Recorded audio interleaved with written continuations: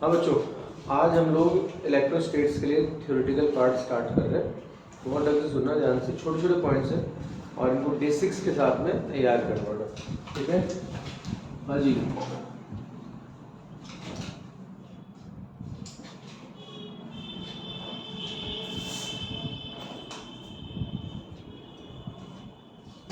Electrostatics ध्यान दीजिएगा, सुनिएगा अच्छे से बच्चों। इलेक्ट्रोस्टैटिक्स पर बात हम लोग कर रहे हैं। इलेक्ट्रिसिटी क्या है? इलेक्ट्रिसिटी एक ब्रांच है इसकी, फिजिक्स की। इसमें हम लोग डील करते हैं चार्ज एंड इट्स प्रॉपर्टीज, ठीक है? इसमें अलग अलग ब्रांच हुई, थर्मोडायनेमिक्स है वो एक अलग ब्रांच है, ऑप्टिक्स है वो एक अलग ब्रांच है, ठीक है? फ्लूइड मैकेनिक्स है वो एक अलग ब्रांच है। तो जिस तरह से आज हम लोग इलेक्ट्रिसिटी पर बात कर रहे हैं, ठीक है?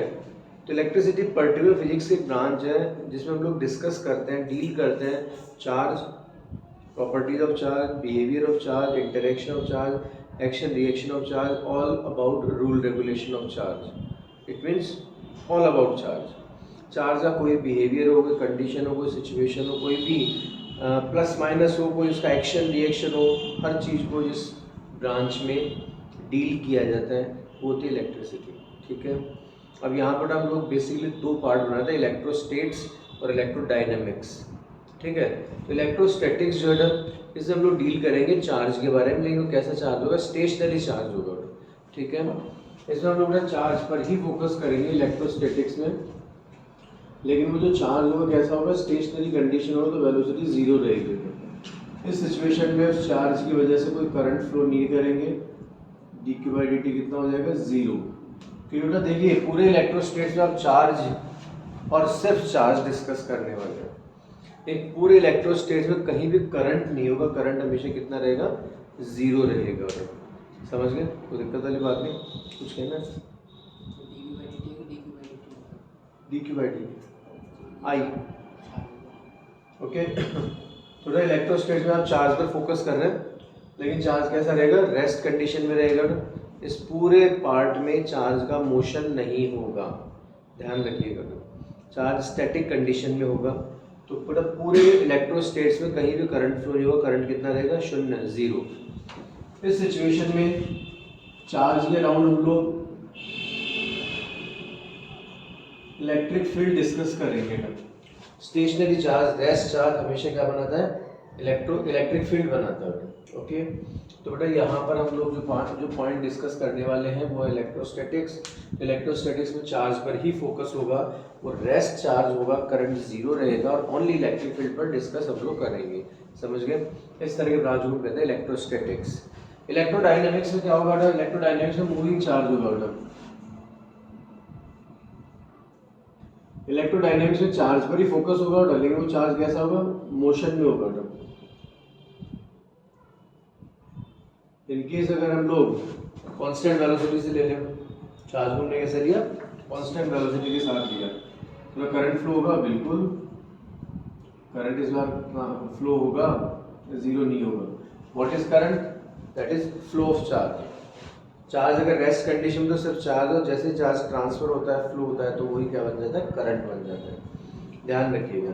अब चार्ज को फ्लो करने के लिए फिर बेसिक पैरामीटर चेंज हो जाएंगे, जैसे इलेक्ट्रिक फील्ड होगा, पोटेंशियल डिफरेंस होगा, वो सब अपना अपना रोल प्ले करेंगे। तो चार्ज अगर रेस्ट कंडीशन में है तो इलेक्ट्रोस्टैटिक, तो चार्ज अगर मूविंग कंडीशन में तो इलेक्ट्रोडायनेमिक्स। चार्ज कांस्टेंट वेलोसिटी से रन कर रहा है तो इस सिचुएशन में ये अपने अराउंड इलेक्ट्रिक फील्ड और उसके साथ साथ मैग्नेटिक फील्ड भी जनरेट करेगा। और अगर इसी कंडीशन में चार्ज अगर एक्सेलरेट मोशन करे, क्या करेगा? एक्सेलरेट मोशन, तो ये चार्ज अपने अराउंड इलेक्ट्रिक फील्ड और मैग्नेटिक फील्ड के साथ साथ इलेक्ट्रोमैग्नेटिक वेव भी जनरेट करेगा, याद रखिएगा, ओके? जैसे चार्ज एक्सेलरेट मोशन करना स्टार्ट करता है, चार्ज मतलब इलेक्ट्रिक फील्ड तो बनना तय है। चार्ज अगर मोशन करेगा तो एक्स्ट्रा जो एनर्जी लैप्स करेगा या फिर जो एडजस्ट करेगा उसमें हम लोग मैग्नेटिक फील्ड को इशू कर दें। और अगर बेटा ये एक्सेलरेट मोशन कर रहा है तो यहाँ पर इलेक्ट्रोमैग्नेटिक वेव भी जनरेट होती है। तो वहाँ पर इलेक्ट्रिक एनर्जी मैग्नेटिक में और magnetic energy regular electric field में स्विच करना स्टार्ट कर देती है, ओके? कोई दिक्कत, कोई परेशानी नहीं। तो बेटे नेक्स्ट प्रॉपर्टी पर चलते हैं। चार्ज कंजर्व क्वांटिटी है। चार्ज कैसे क्वांटिटी में, जो कंजर्व क्वांटिटी है, ठीक है।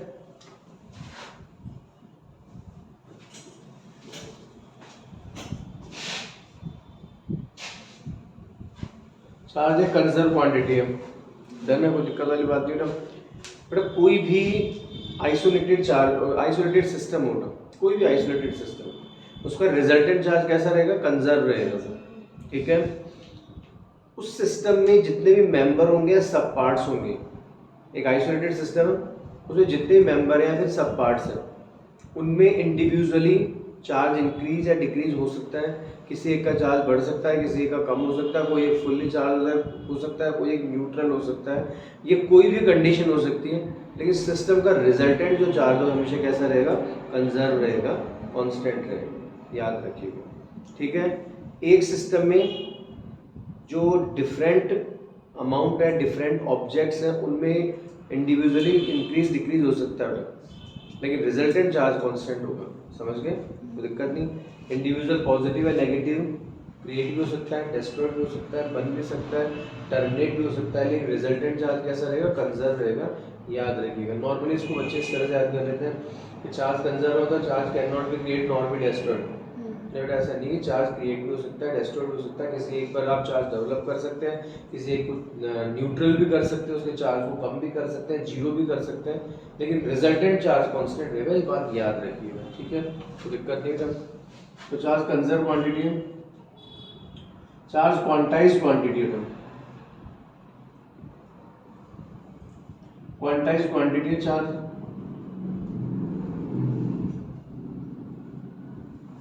ओके। आपको पता है किसी भी ऑब्जेक्ट को अगर आप चार्ज प्रोवाइड करेंगे, may be positive may be negative, किसी बॉडी पर आप चार्ज इंक्रीज करना चाहते हैं, किसी को न्यूट्रल करना चाहते हैं, ये सारा जो प्रोसीजर होता है ना, ये हमेशा इलेक्ट्रॉन के क्वांटाइज कंडीशन के अकॉर्डिंग होता है। 1 बाय 1 इलेक्ट्रॉन ट्रांसफर किए जाते हैं, लिए जाते हैं या दिए जाते हैं, याद रखिएगा, ठीक है।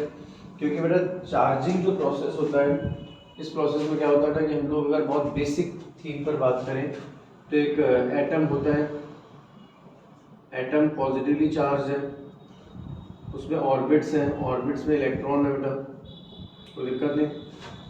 नॉर्मली क्या होता है, एटम न्यूट्रल होता है, एटम अगर न्यूट्रल है इसका मीनिंग क्या है, इसका मीनिंग है जितना पॉजिटिव चार्ज है न्यूक्लियस में, उतना ही नेगेटिव चार्ज है ऑर्बिट्स में, डन है। जितना पॉजिटिव चार्ज है न्यूक्लियस में इन फॉर्म ऑफ प्रोटॉन, उतना ही नेगेटिव चार्ज है in form of electron in orbit.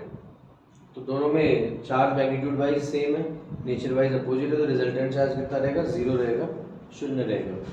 तो कोई भी एटम होता है वो इलेक्ट्रिकली न्यूट्रल होता है कि रिजल्टेंट चार्ज जीरो है, पक्का। अब अगर बेटा आप लोगों ने क्या किया, कुछ भी सिस्टम ऐसा बनाया कि ऑर्बिट से इलेक्ट्रॉन इनकेस अगर एमिट हो गया, ऑर्बिट से इलेक्ट्रॉन बाहर निकल गया, तो इलेक्ट्रॉन अगर ऑर्बिट से बाहर निकल गया मतलब एटम की प्रेमिसेस से, एटम के इफेक्ट से, न्यूक्लियस के इफेक्ट से इलेक्ट्रॉन बाहर चला गया, तो इस कंडीशन में क्या हो जाएगा, ये जो बाउंडेड इलेक्ट्रॉन होता है फ्री इलेक्ट्रॉन के फॉर्म में स्विच हो गया, ठीक है, कोई दिक्कत वाली बात है।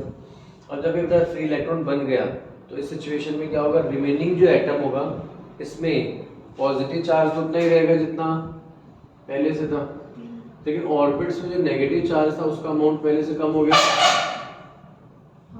नेगेटिव चार्ज का अमाउंट पहले से कम हो गया। रीजन क्या है, रीजन है कि यहाँ से इलेक्ट्रॉन इजेक्ट हो गया, अब वो इस ऑब्जेक्ट का या इस सिस्टम का मेंबर नहीं है, वो तो एक इंडिविजुअल पार्टिकल बन चुका था, ठीक है। तो पर्टिकुलर एटम में क्या रहा, पर्टिकुलर एटम में पॉजिटिव उतना ही, लेकिन ऑर्बिट का नेगेटिव अमाउंट डिक्रीज हो गया, तो कंपैरेटिवली पॉजिटिव का इफेक्ट बढ़ गया, तो रिजल्टेंट चार्ज की नेचर क्या होगी, पॉजिटिव। क्या बातें समझ आती है, टेंशन दिक्कत नहीं। इनकेस अगर कोई भी एटम पहले से न्यूट्रल है और आपने क्या किया ना, आपने कुछ भी टेक्निकली कंडीशन ऐसे बनाई कि एक्स्ट्रा इलेक्ट्रॉन गेन किया बेटा इसने, ठीक है। एटम पहले से न्यूट्रल है, मतलब जितना प्लस उतना माइनस ऑर्बिट में। अब अगर एटम ने एक्स्ट्रा इलेक्ट्रॉन गेन कर लिया, तो जैसे एक्स्ट्रा इलेक्ट्रॉन गेन किया बेटा, तो देखिए न्यूक्लियस में पॉजिटिव तो जितना पहले था उतना ही है, लेकिन ऑर्बिट में नेगेटिव अमाउंट कंपैरेटिवली बढ़ गया, तो रिजल्टेंट चार्ज की नेचर क्या हो जाएगी बेटा, नेगेटिव, प्लस तो होता ही रहेगा, फिर माइनस का अमाउंट पहले से ज़्यादा हो गया, कंपेरेटिव नेगेटिव का इफेक्ट बढ़ गया, तो रिजल्टेंट चार्ज की नेचर नेगेटिव हो जाएगी। ये बातें समझ में आती हैं, पोटेंशियल कोई दिक्कत नहीं था। तो इस तरह से हम लोग क्या करते हैं, सिस्टम पर चार्ज डेवलप करते हैं, ठीक है, कोई दिक्कत नहीं। थोड़ा क्वांटाइज क्वांटिटी है चार्ज, तो कभी भी किसी सिस्टम पर आप चार्ज डेवलप करेंगे ना, प्लस करेंगे माइनस करेंगे, तो हमेशा इलेक्ट्रॉन के इंटीग्रल मल्टीपल के फॉर्म में होगा। क्यों, यहाँ पर टोटल चार्ज है ना, एन यहाँ पर क्या हो जाएगा, इंटीजर नंबर होगा, और ई क्या है यहाँ पर, quanta of charge.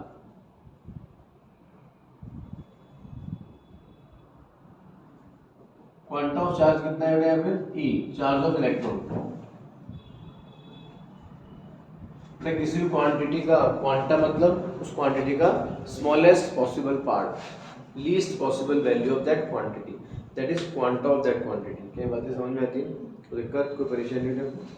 But quantization condition को चार्ज फुलफिल कर रहा है, लेकिन इसके अलावा और भी कंडीशंस होती है क्वांटाइजेशन की, क्या क्या होती है ध्यान देना अच्छे से।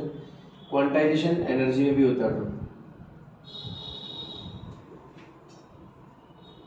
अगर मैं एनर्जी ऑफ EM वेव लूँ तो एक फोटोन की एनर्जी कितनी है, एच न्यू, और एन फोटोन्स की NH न्यू। ओके, तो दिक्कत नहीं था। आपको बताया था कि according Planck's quantum theory, light is not a regular flow of energy, it have discrete nature, याद है।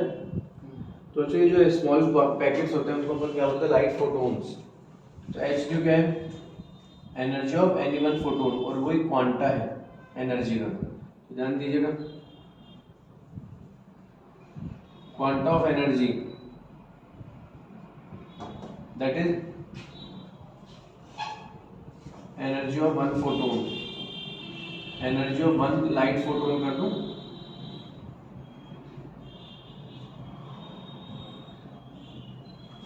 Okay.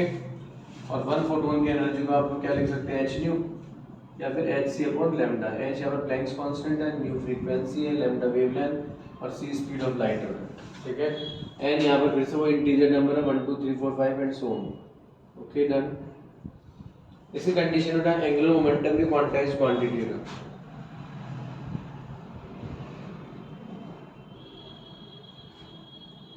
Angular momentum of orbital electron, थोड़ा एटॉमिक ऑर्बिट में जो इलेक्ट्रॉन्स होते हैं उनका एंगुलर मोमेंटम अगर हम लोग ले तो याद कीजिए, एंगुलर मोमेंटम एल या फिर जे से भी शो कर सकते हो, याद है ना। हम लोग क्या लिखते हैं ना, mvr is equal to NH upon 2 pi, yes और नो। h अपॉन 2 पाई यहाँ पर क्या था, क्वांटा ऑफ एंगुलर मोमेंटम, और n यहाँ पर फिर से इंटीजर नंबर है। क्या बातें समझ में आई। तो बेटा अगर अपन क्वांटाइजेशन में बात करें तो मास भी एक क्वांटाइज क्वांटिटी होती है, लेकिन मास का क्वांटा बेटा वेल डिफाइंड नहीं होता है, ध्यान रखना। मास भी क्वांटाइज क्वांटिटी है, लेकिन बेटा मास का जो क्वांटा होता है वो वेल डिफाइंड कंडीशन में नहीं होता है, ठीक है। बेटा मास के लिए हम लोगों ने बात की कंजर्वेशन, ठीक है। मास क्वांटाइज क्वांटिटी है, लेकिन मास का क्वांटा डिफाइन नहीं है। रीजन क्या है, स्पेशल थ्योरी ऑफ रिलेटिविटी के अकॉर्डिंग याद कीजिए, मास ड्यूरेशन एक कॉन्सेप्ट होता है। मास ड्यूरेशन का मतलब होता है जब बॉडी स्पीड बनाती है, ठीक है, तो उसके साथ उसका मास भी वेराई करता है, ठीक है। मास ड्यूरेशन, लेंथ ड्यूरेशन और टाइम ड्यूरेशन, ये 3 कॉन्सेप्ट होता है ना, ओके। तो इसमें अगर हम लोग बात करें मास के लिए तो बेटा according to special theory of relativity mass कैसे वेराई कर रहा है स्पीड के साथ। मास और स्पीड में रिलेशन क्या होता है, m is equal to m not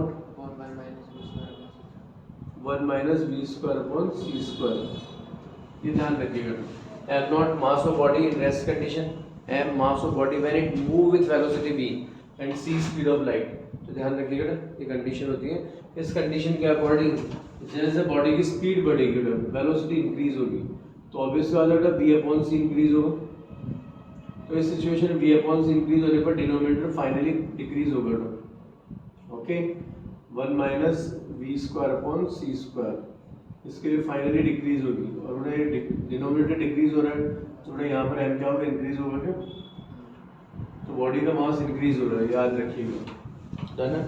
कोई समस्या कोई दिक्कत नहीं कर, चलिए चार्ज कंजर्वेशन को मैं आपको एक बार और डिटेल में समझा देता हूँ। चार्ज कंजर्व क्वांटिटी है नो डाउट, लेकिन ये क्या है आइसोलेटेड सिस्टम के लिए और रिजल्टेंट चार्ज के लिए डिफाइन है। कैसे, देखिए सुनिए, दिमाग ले रहा ना, हम लोगों ने एक सिस्टम लिया और इस सिस्टम पर रिजल्टेंट चार्ज है सपोज 5 इलेक्ट्रॉन। सिस्टम पर रिजल्टेंट चार्ज कितना था 5 इलेक्ट्रॉन प्लस 5 इलेक्ट्रॉन, ठीक है।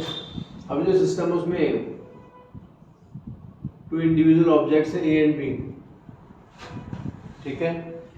अब सपोज बेटा ए ने क्या किया, ए ने 100 इलेक्ट्रॉन्स रिलीज कर दिए, तो जैसे ए 100 इलेक्ट्रॉन रिलीज करेगा तो ए पर चार्ज कितना आ जाएगा प्लस 100 ही, इसमें 100 इलेक्ट्रॉन की इक्वल पॉजिटिव आ जाएगा, तो टेंशन नहीं।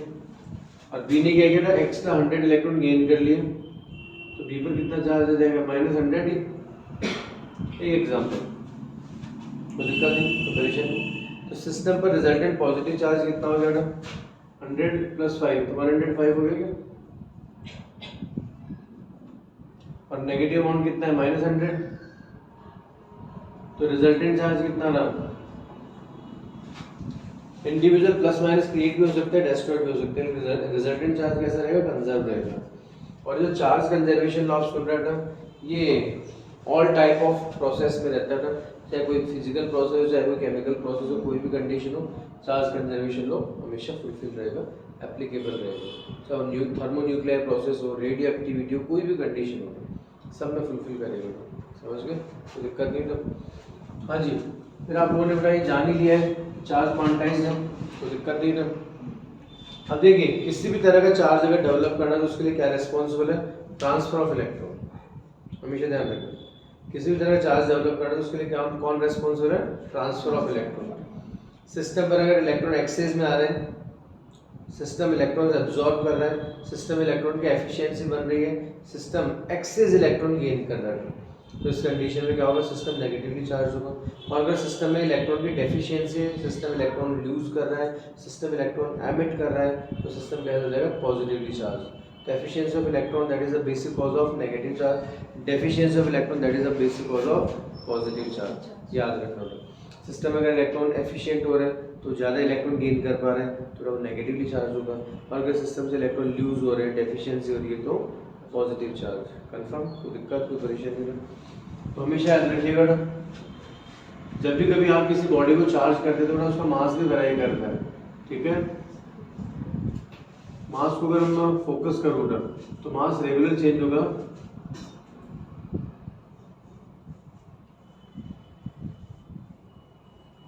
During charging process. देखिए ध्यान दीजिए, आप एक न्यूट्रल बॉडी लियो ना, तो न्यूट्रल बॉडी पर रिजल्टेंट चार्ज कितना है 0, और इसका मास कितना है बॉडी का m, ओके। अब आपने उस बॉडी को पॉजिटिवली चार्ज बनाया, क्या बनाया, पॉजिटिवली चार्ज बनाया, तो बॉडी का मास कितना है सपोज m+, और इसी न्यूट्रल बॉडी को नेक्स्ट राउंड में तो आपने नेगेटिवली चार्ज बनाया, ठीक है, नेगेटिवली चार्ज सपोज m- ले लिया, तो मैंने चार्ज मास कितना ले लिया था इसका m-। जब बॉडी न्यूट्रल है तो मास कितना है m, इसी न्यूट्रल बॉडी को पॉजिटिवली चार्ज बनाया तो मास कितना है m+, और नेगेटिवली चार्ज बनाया तो m-। तो आप देख सकते हो, ध्यान देना, न्यूट्रल बॉडी जब नेगेटिवली चार्ज बनेगी तो कैसे बनेगी, एक्स्ट्रा इलेक्ट्रॉन गेन करेगा। न्यूट्रल बॉडी अगर नेगेटिवली चार्ज बन रही तो क्या किया, एक्स्ट्रा इलेक्ट्रॉन गेन किया, तो एक्स्ट्रा इलेक्ट्रॉन गेन किया तो इसका मतलब कुछ मास इंक्रीज हो जाएगा, नहीं हो जाएगा। हमेशा ध्यान रखना, न्यूट्रल बॉडी जैसे नेगेटिवली चार्ज बनती है तो मास स्लाइटली इंक्रीजेज, डन। अब न्यूट्रल बॉडी पॉजिटिव कब बनेगी, जब इलेक्ट्रॉन लूज होंगे। अब जितने इलेक्ट्रॉन लूज हो गए उतना क्या हो जाएगा, मास डिक्रीज भी होगा, मानते इस बात को।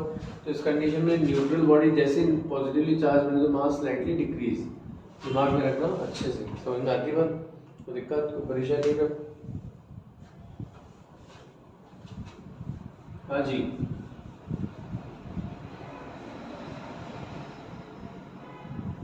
बच्चों हमारे पास जेई में आया हुआ क्वेश्चन है, ध्यान से सुनना, अच्छे ढंग से समझना। एग्जांपल ले लेते हैं हम लोग, body A body B, initially identical body है, ठीक है, दोनों बॉडी कैसे आइडेंटिकल और न्यूट्रल है। अब सपोज कीजिएगा बी से 30,000 इलेक्ट्रॉन ए में ट्रांसफर हो गए। इनिशियली क्या है, दोनों न्यूट्रल बॉडी और आइडेंटिकल बॉडी है, तो इनिशियली दोनों का मास सेम था, यस और नो। अब क्या होगा, बी से 30,000 इलेक्ट्रॉन ए में ट्रांसफर हो, ए पर चार्ज की नेचर कैसी हो गई, नेगेटिव, और बी पर चार्ज की नेचर कैसी होगी, पॉजिटिव। रीजन समझ में आ गया। तो ये बी ने क्या किया, इलेक्ट्रॉन यूज किए, तो इलेक्ट्रॉन की डेफिशिएंसी हुई तो फाइनली पॉजिटिव चार्ज। ए ने क्या किया, इलेक्ट्रॉन एक्स्ट्रा गेन किए तो इलेक्ट्रॉन एफिशिएंसी हुई तो नेगेटिव चार्ज। कंफर्म, तो दिक्कत नहीं। चार्ज का मैग्नीट्यूड दोनों का सेम होगा, मैग्नीट्यूड QA और QB दोनों का मैग्नीट्यूड सेम है। कौन से फॉर्म में से, Q equal to NE, okay. और यहाँ पर N कितने इलेक्ट्रॉन ट्रांसफर है, 30,000, और चार्ज ऑफ इलेक्ट्रॉन 1.6 × 10⁻⁹ कूलम। बताइए, समझे क्या, टेंशन नहीं, ओके।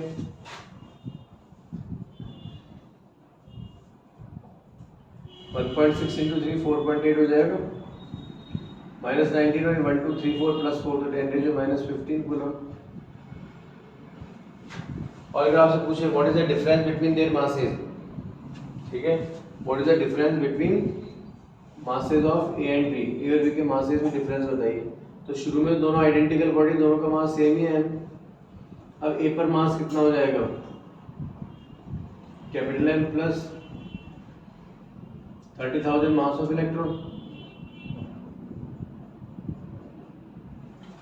बी पर मास कितना हो जाएगा, M minus 30,000 then mass of electron. बताइए कोई दिक्कत है, डन। अगर दोनों डिफरेंस आपसे पूछ लें, what is the difference between their masses, कितना हो जाएगा, दोनों के मास में डिफरेंस MA माइनस MB, ये MA माइनस MB करें तो फाइनली क्या होगा, 60,000 मास ऑफ इलेक्ट्रॉन। बताइए, MA माइनस MB, तो M तो कैंसिल हो जाएगा, 30 + 30 तो 60,000 मास ऑफ इलेक्ट्रॉन। कंफर्म, तो दिक्कत परेशानी का।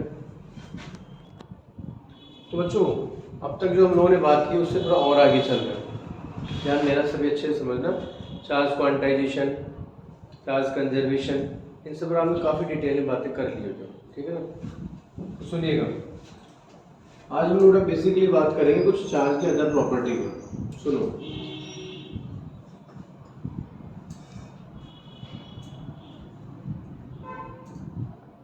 अगर मैं कंडक्टर मटेरियल लूँ तो कंडक्टर बॉडी को जब आपने चार्ज प्रोवाइड किया, देखो ध्यान से सुनना, अच्छे से ढंग से समझना।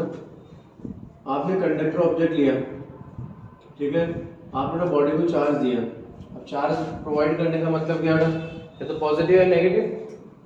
उसका मतलब इलेक्ट्रॉन इंक्रीज या डिक्रीज, बस यही मीनिंग होगा, ठीक है। कभी प्रोटॉन ट्रांसफर नहीं होंगे, ट्रांसफर कौन होता है, हमेशा इलेक्ट्रॉन ही ट्रांसफर होता है, याद रखिएगा। तो दिक्कत, ओके। तो देखिए, तो आपने ऑब्जेक्ट को सपोज एक्स्ट्रा इलेक्ट्रॉन दे दिए, एक्स्ट्रा, पहले से इस पर जो भी एटम है, इलेक्ट्रॉन है, प्रोटॉन हो, जो है वो तो है ही। अब आपने एक्स्ट्रा प्रोवाइड किया, तो इस कंडीशन में क्या होगा, सारे के सारे चार्ज एक दूसरे को रिपेल करेंगे। लाइक नेचर है सबकी, like nature attract repel each other, सारे के सारे चार्ज एक दूसरे को रिपेल करेंगे। रिपेल करने पर क्या होगा, ये मैक्सिमम डिस्टेंस पर रहना पसंद करेंगे, और सारे चार्ज एक दूसरे रिपेल कर रहे हैं, इसका मतलब मैक्सिमम डिस्टेंस पर अप्रोच करने की ट्राई करेंगे। और आप बता, मटेरियल कौन सा है, conductor. Conductor can conduct electricity, conductor can transfer the charge. तो यहाँ पर चार्ज रिपेल कर रहा है, रिपेल करके दूर जाना चाह रहा है, और मटेरियल को सपोर्ट कर देगा, तो फाइनली चार्ज कहाँ चला जाएगा, मैक्सिमम पॉसिबल डिस्टेंस पर चला जाएगा, मैक्सिमम पॉसिबल डिस्टेंस। तो इसीलिए कंडक्टर बॉडी को गिवन चार्ज हमेशा कहा जाता है outer most surface, outer most surface, ठीक है ना। तो कंडक्टर को जब भी आप एक्सटर्नल सोर्स से चार्ज प्रोवाइड करेंगे तो हमेशा आउटर मोस्ट सरफेस पर रहेगा, ठीक है।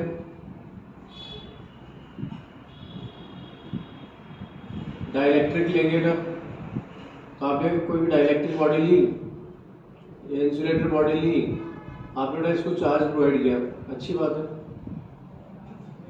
सारा चार्ज एक दूसरे को रिपेल करेगा, हाँ करेगा। लेकिन चार्ज रिपेल करके दूर जा नहीं पाएगा। क्यों? क्योंकि मटेरियल इसको सपोर्ट नहीं करेगा। मटेरियल क्या है? इंसुलेटर। इंसुलेटर में चार्ज ट्रांसफर नहीं हो सकता, जो जहाँ है वहीं रह जाएगा।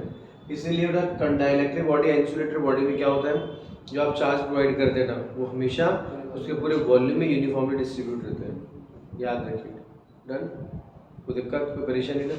पूरे वॉल्यूम में यूनिफॉर्मली डिस्ट्रीब्यूट रहेगा। ध्यान से सुनिएगा, अच्छे से समझिएगा। हाँ जी, ढंग से समझना। क्या ये बातें दिमाग में बैठती है ना? कंडक्टिव को गिवन चार्ज हमेशा कहाँ रहेगा? Outer most surface. क्योंकि डाइलेक्ट्रिक बॉडी गिवन चार्ज कहाँ रहेगा? पूरे वॉल्यूम में। ठीक है, कोई दिक्कत नहीं? हाँ बेटा, तो बेटा ये बेसिक टेंडेंसी कंडक्टर और डाइलेक्ट्रिक की। अब देखिए, ध्यान दीजिए, हम लोग चार्ज डेंसिटी पर बात कर रहे हैं।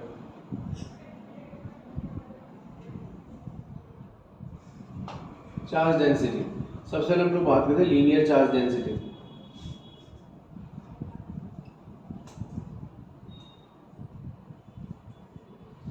तो लीनियर चार्ज डेंसिटी में क्या रहेगा बेटा? कोई भी आपने वायर लिया या फिर थिन रॉड ली, कोई वायर लिया या फिर थिन रॉड, बेटा इसकी लेंथ कितनी है? Suppose L।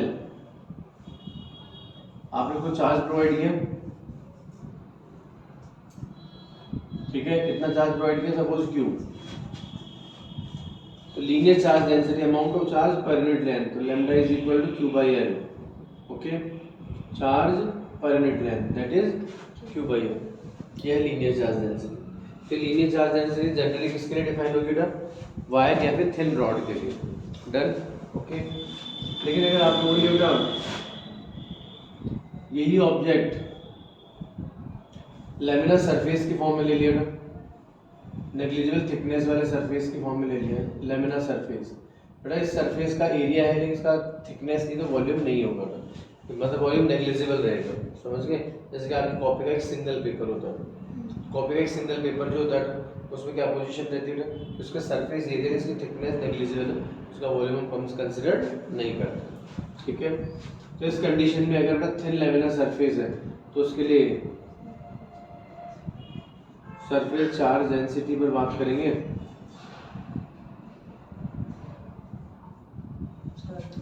जो थोड़े सरफेस चार्ज डेंसिटी पर हम लोग बात कर रहे हैं, ध्यान से सुनिएगा। तो थिन लैमिनर सरफेस अगर है कंडक्टर बॉडी, ध्यान देना, सॉरी डाइलेक्ट्रिक बॉडी। अब देखिए, ध्यान दीजिए, dielectric body thin laminar surface form में, या फिर कंडक्टर बॉडी किसी भी 2D या 3D ऑब्जेक्ट की फॉर्म में, 2D ऑब्जेक्ट हो चाहे 3D ऑब्जेक्ट हो, तो इन सब के लिए क्या डिफाइन होगी? Surface charge density.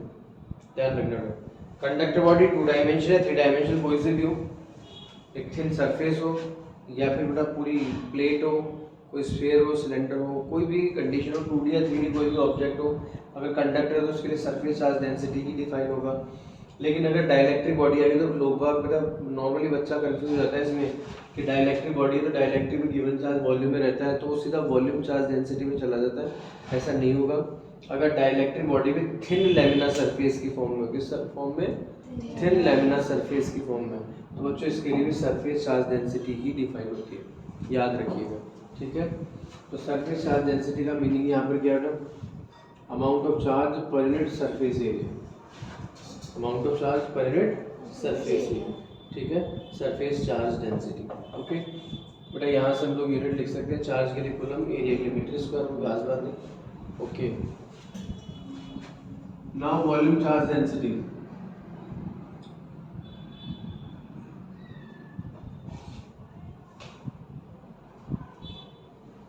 तो वॉल्यूम चार्ज डेंसिटी रॉ से शो कर रहे हैं।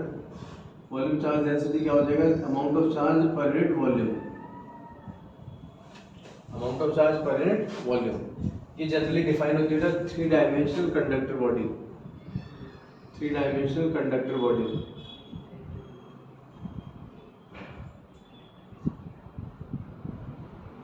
अगर 3 डायमेंशनल कंडक्टर बॉडी है तो आप जो भी चार्ज देंगे वो कहाँ रहेगा? कोई दिक्कत, परेशानी? हाँ बेटे, तो इसको स्ट्रिक्टली ध्यान रखना, वॉल्यूम चार्ज डेंसिटी पर बात कर रहे हैं हम लोग। तो ये 3 डायमेंशनल कंडक्टर बॉडी की कोई भी डिफाइन नहीं होती है, ये किसके लिए डिफाइन होती है? ओनली डाइलेक्ट्रिक बॉडी के लिए, ध्यान रखना। तो 3 डायमेंशनल डाइलेक्ट्रिक बॉडी है, तो 3 डायमेंशनल डाइलेक्ट्रिक बॉडी के लिए ही वॉल्यूम चार्ज डेंसिटी डिफाइन होती है ना, amount of charge per unit volume. कोई भी स्ट्रक्चर अपन ले सकते हैं, मान लीजिए आपने डाइलेक्ट्रिक स्फीयर ले लिया, डाइलेक्ट्रिक स्फीयर सेंटर ओ है, रेडियस आर, आपने चार्ज दिया प्लस क्यू, तो पूरी वॉल्यूम में डिस्ट्रीब्यूट हो गया। तो उसके लिए ना वॉल्यूम चार्ज डेंसिटी क्या हो जाएगी ना, amount of charge per unit volume. ये थोड़ा ध्यान रखिएगा, ओके बेटा। ये चीजें तो हम लोग जानते हैं, लेकिन एक बात और है, जो चार्ज डेंसिटी अमाउंट होता है ना, वो स्ट्रक्चर की शेप के साथ भी चेंज होता है, ठीक है। जितने ज़्यादा शार्प एजेस होंगे ना, उनका इफेक्टिवली सरफेस एरिया क्या होगा, उतना ही कम होता जाएगा, तो उसमें रेडियस ऑफ कर्वेचर का डिफरेंस आ जाता है, ठीक है। एक छोटा सा एग्जांपल हम लोग ले लेते हैं, ध्यान से सुनना अच्छे से, एग्जांपल पूरा सीरियसली ले लो। ये मैंने एक स्फेरिकल बॉडी ली, इसमें मैंने कुछ स्ट्रक्चर बना दिए। जो ये जो मैं आपके सामने डायग्राम बना रहा हूँ, ये डायग्राम बेसिकली क्या होगा, बेसिक एग्जाम जो होता है ना, उसमें एक बर्ड का डायग्राम आ जाएगा, तो कुछ और हो जाएगा, तो वहाँ पर क्या था, कुछ स्मूथ सरफेसेज होंगी और कुछ शार्प टीथ होंगे। तो यहाँ मैंने सपोज ऑब्जेक्ट लिया, ऑब्जेक्ट मैंने कुछ पॉइंट्स मार्क कर लिए, ए, यहाँ पर मैंने लिया बी, और ये फ्लैट सरफेस एरिया सी। मैंने चार्ज प्रोवाइड किया, सपोज कंडक्टर बॉडी है, चाहे अपन कुछ भी ले लेते हैं, कंडक्टर बॉडी ले लेते हैं, तो कंडक्टर बॉडी तो ठीक है, चार्ज डिस्ट्रीब्यूट हुआ, क्या दिक्कत आ रही है, पोटेंशियल है। तो अगर मैं यहाँ पर बात करूँ सरफेस चार्ज डेंसिटी पर, ध्यान देना अच्छे से, ढंग से समझना। मैं यहाँ पर बात करूँ तो surface charge density sigma, sigma क्या हो जाएगा, क्यू अपॉन ए। अब आप अच्छे से जानते हो जो जितना ज़्यादा शार्प टीथ होगा, उसका इफेक्टिव सरफेस एरिया उतना ही कम होता जाएगा, तो दिक्कत नहीं। तो बच्चे जो सरफेस चार्ज डेंसिटी कितना रहेगा, charge per unit surface area. तो मैंने जो स्ट्रक्चर बताया था, ये स्ट्रक्चर हमारे रैंडम शेप में काम आएगा, और कंपटीशन लेवल में बहुत अलग अलग टाइप के क्वेश्चंस बनते थे इसमें, ठीक है। तो यहाँ पे मैंने जो ऑब्जेक्ट लिया था, उस ऑब्जेक्ट में मैंने एक मेटल सरफेस लिया, मेटल सरफेस में कुछ स्ट्रक्चर बनाए मैंने ए बी सी। जितना ज़्यादा शार्प टीथ है, उसका इफेक्टिव एरिया उतना ही कम हो जाएगा, मानते हो इस बात को। और आप शायद देख सकते हैं, इफेक्टिव एरिया जितना कम होगा, सरफेस चार्ज डेंसिटी उतनी ही शार्प हो जाएगी, ज़्यादा हो जाएगी, क्लियर है, कोई दिक्कत नहीं। अब यहाँ पर अगर हम लोग सोचेगा, तो पॉइंट ए, पॉइंट बी और पॉइंट सी में हाईएस्ट जो इफेक्टिव एरिया होगा किसका रहेगा, पॉइंट सी का, तो इसका सरफेस चार्ज डेंसिटी सबसे कम रहेगी। तो surface charge density at point A, then B, then C, याद रखेंगे ना। अब एक डाइलेक्ट्रिक लिमिट ऑफ एयर होती है, डाइलेक्ट्रिक लिमिट ऑफ एयर, ध्यान से सुनना अच्छे से।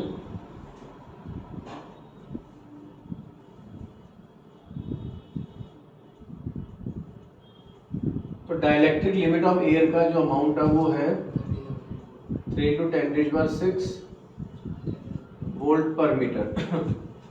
नो टेंशन, तो दिक्कत नहीं। तो dielectric limit of air 3 × 10⁶ volt पर मीटर, मतलब किसी बॉडी को आप चार्ज प्रोवाइड कर रहे हैं और चार्ज बढ़ा रहे हैं और थोड़ा उसमें ये बॉडी कब तक चार्ज को डाइजेस्ट कर पाएगी, जब तक उस बॉडी का इफेक्टिव इलेक्ट्रिक फील्ड 3×10⁶ को अप्रोच नहीं कर जाता।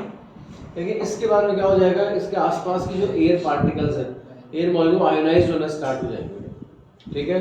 फिर इसके बाद में क्या होगा, जैसे जो एयर पार्टिकल्स थे, इसका प्लस इतना स्ट्रॉन्ग हो चुका होगा, उसमें से इलेक्ट्रॉन इजेक्ट करना स्टार्ट कर देगा। तो जैसे ही एटम में से जो भी एयर पार्टिकल, उसमें से इलेक्ट्रॉन इजेक्ट हुआ, तो रिमेनिंग पार्टिकल क्या बन गया, पॉजिटिवली चार्ज। तो इस सिचुएशन में क्या हो जाएगा ना, एयर का ब्रेकडाउन हो जाएगा, और ये जो एयर अभी इंसुलेटर मीडियम या डाइलेक्ट्रिक मीडियम की तरह बिहेव कर रही है, वो as a conductor medium behave करना स्टार्ट कर देगी। और जैसे का एयर कंडक्टर मीडियम बनेगी, तो अगर आप यहाँ पर अवेलेबल हैं तो आपको इलेक्ट्रिक शॉक लग सकता है, तो दिक्कत परेशानी नहीं। तो यहाँ जब चार्ज रन करेगा in air without any wire और एनी फिजिकल मीडियम, जब जो एयर पार्टिकल्स वो जब मोशन करेंगे आयोनाइज्ड स्टेज में आने के बाद, आयोनाइज्ड स्टेज में आयोनाइज स्टेज में चालू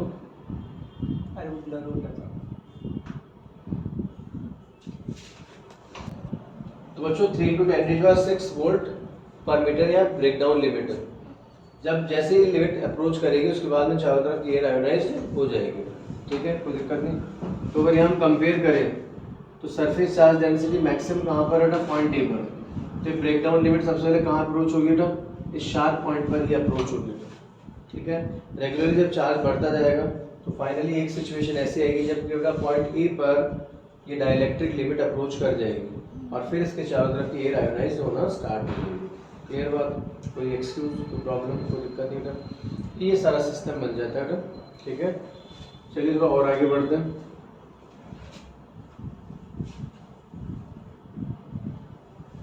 हाँ जी, तो बच्चों चार्ज डेंसिटी समझ में। अब बात करेंगे इलेक्ट्रिक फोर्स पर। ध्यान दीजिए, बेसिक डिस्क्रिप्शन ले तो there are two charge Q1 Q2 and centre to centre distance R। Okay बेटा, charge Q1 and Q2, centre to centre distance R। यहाँ पर जो दोनों चार्ज हैं ये एक दूसरे पर इफेक्ट बनाएंगे, एक दूसरे को इंटरेक्ट करेंगे। तो इंटरेक्शन में अगर लाइक चार्ज है देन रिपेल और अनलाइक चार्ज है तो attract, potential. Then electrostatic force is directly proportional to multiplication of magnitude of present charge and this inversely proportional to R square. ये जो रिलेशन है F inversely proportional to R square, इसी को हम inverse square law भी बोलते हैं। जितने भी कंजर्वेटिव फोर्स होते हैं वो सारे इनवर्स स्क्वायर लॉ को फुलफिल करते हैं। ठीक है, कोई दिक्कत? हाँ बेटे, तो देखिए अगर हम लोग नेचुरली बात करें तो force between two charge electric force, force between two mass gravitational force, force between two magnet that is magnetic force, ये तीनों फोर्स नेचुरल फंडामेंटल फोर्स है। ये तीनों फोर्स कंजर्वेटिव फोर्स। कंजर्वेटिव का मीनिंग समझते हैं बेटा? कंजर्वेटिव फोर्स का मीनिंग क्या होगा? Conservative force path dependent force, इसमें जो वर्क डन होगा ना वो पाथ इंडिपेंडेंट होगा, ध्यान रखना। और भी फोर्स नहीं, वर्क डन। ठीक है, तो जो वर्क डन होगा वो कैसा रहेगा? Path independent. ठीक है, ये तीनों फोर्स इनवर्स स्क्वायर लॉ को फुलफिल करते हैं। ये तीनों force Newton's third law of motion, action reaction law को फुलफिल करते हैं। ये तीनों फोर्स प्रिंसिपल ऑफ सुपरपोजिशन को फुलफिल करते हैं। तो कुछ कॉमन प्रॉपर्टीज है, समझ गए? कोई दिक्कत नहीं था बेटे। प्रपोर्शनल साइन रिमूव करने के लिए आप लोगों ने कांस्टेंट दिया K Q1 Q2 upon R square. Okay, यहाँ पर K इलेक्ट्रोस्टैटिक कांस्टेंट है, electrostatic constant. Value of K depend on nature and nature of medium and unit system. Medium की नेचर और यूनिट सिस्टम पर डिपेंड कर रहा है। इसी को हम लोग अगर फर्दर प्रोसीड करें